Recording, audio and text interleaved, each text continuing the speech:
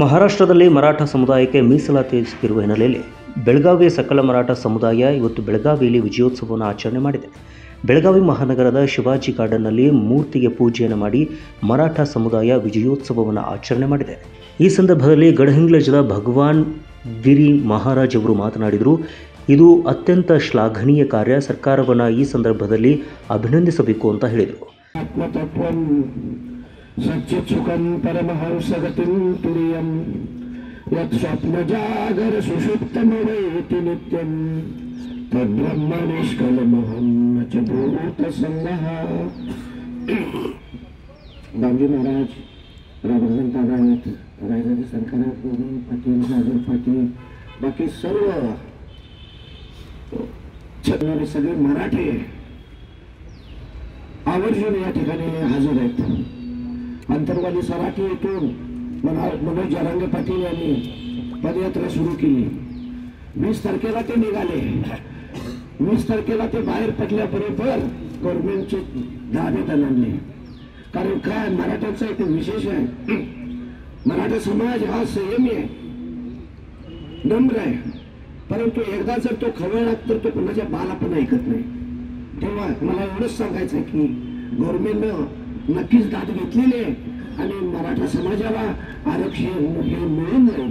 मला मराठा समाजामार्फत एक मराठा समाजाचे गुरुवाईक म्हणून मला अयोध्या न्यास यांच्या मार्फत पत्र आलं की बाबा आपण या कार्यक्रमाला हजर राहावं. त्याप्रमाणे मी या ठिकाणी अयोध्येला गेलो होतो. प्रभू रामचंद्रांची जी मूर्ती स्थापित झाली ती अशी अनेक सोनेची होते, त्यांच्या साक्षीने ती त्या ठिकाणी स्थापित झालेली आहे. प्रभू रामचंद्र हे बाहेर 500 वर्षे फिरत होते, त्यांना जागाच नव्हती, परंतु खरोखरच एक चांगली गोष्ट घडली की बाबा त्यांना एक कायमचा आसरा मिळाला. प्रभू रामचंद्र हे जेवीस तरी पाचानी कष्टी श्रीकर आहेत, कुठे नाहीत. तेव्हा अशा या एका कार्यक्रमाला जाण्याचं एक भाग्य मला लाभलं. हा सन्मान सकल मराठा समाजाचा सन्मान आहे. मला खरोखरच गर्व वाटलं. एकी करून आपण राहिलं पाहिजे.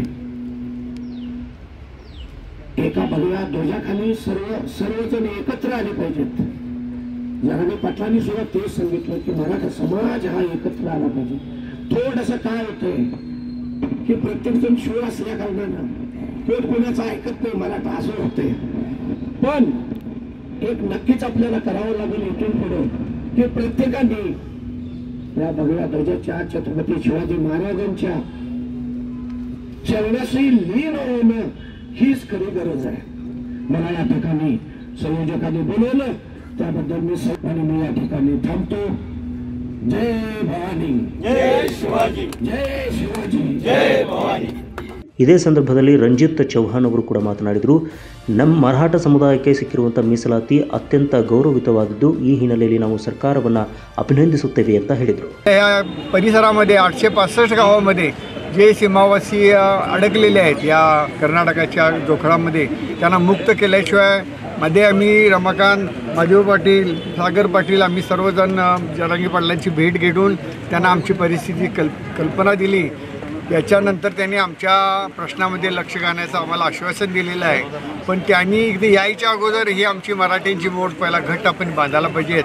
लवकरच आम्ही मराठा समाजाची व्यापक बैठक बोलवून त्याच्यामध्ये जे ते बेळगावातलं जे घाण वातावरण आहे, काही जणांना गृहीत धरून मराठ्यांची मतांचा जो काय बाजार चाललेला आहे तो बंद केल्याशिवाय सकल मराठा समाज आम्ही थंड बसणार नाही आहे. प्रत्येक निवडणुकीमध्ये मराठ्यांना आपली ताकद दाखवली पाहिजे या मताचा मी आहे. आणि कोण उमेदवार हे आम्हाला महत्त्वाचं नाही आहे, पण आपली ताकद ही आपण या निवडणुकीच्या माध्यमातून दाखवली पाहिजे. आणि येत्या ಈ ಸಂದರ್ಭದಲ್ಲಿ ರಮಾಕಾಂತ್ ಕೊಂಡೂಸ್ಕರ್, ಗುಣವಂತ ಪಾಟೀಲ್, ದತ್ತ ಜಾಧವ್, ಸಂತೋಷ್ ಪಾವ್ಲೆ, ಪ್ರಕಾಶ್ ಮರಗಾಳ ಸೇರಿದ ಹಾಗೆ ಇನ್ನೂ ಹಲವರು ಕೂಡ ಉಪಸ್ಥಿತರಿದ್ದರು. Mahadev Pawar, Kannada news network, Belagavi.